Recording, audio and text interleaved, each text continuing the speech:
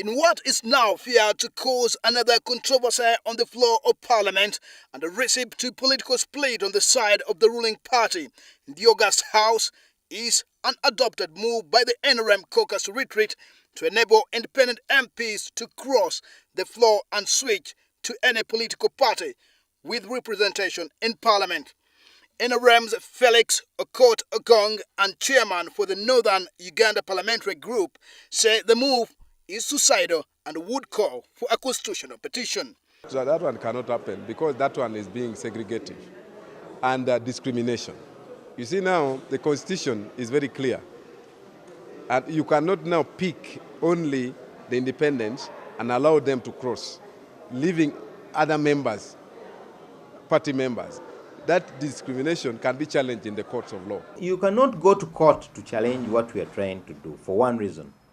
We are not going to delete the article 83(1)(h). No, we are just going to add something within. Whereas this move was well thought of by a clique of 38 independent MPs who joined the NRM caucus retreat in Chankwanzi, constitutional law expert Ayena says it will be very difficult for parliamentary amendment to be challenged by any court. But I think that there must be a general clause, especially 6 months to general election. Members, all parties, should be allowed to realign themselves, to cross from one part to another, and that will not cause by-election. In spite of this legal controversy, both OkotOgong and Ayena says the independents can only be on a safe side if their proposal is left to cut across all political parties represented in Parliament. So when we brought up the idea, also the NRM members stood up and began the bargain on their side.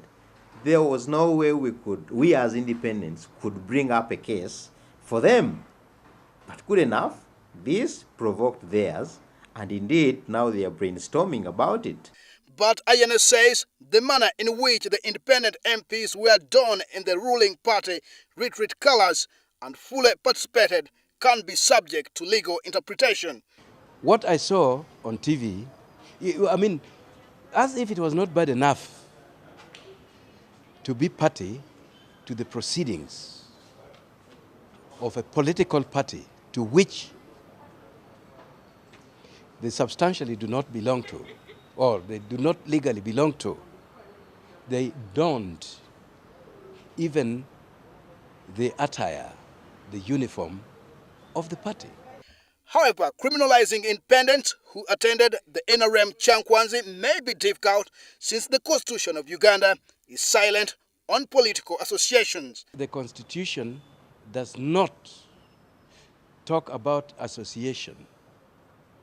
Well, if it is association, I would define association as being distinctly separable, even by way of conduct from the other side, but being available for discussions or cooperating on ordinary matters. Apparently, the 9th Parliament has 46 independent MPs.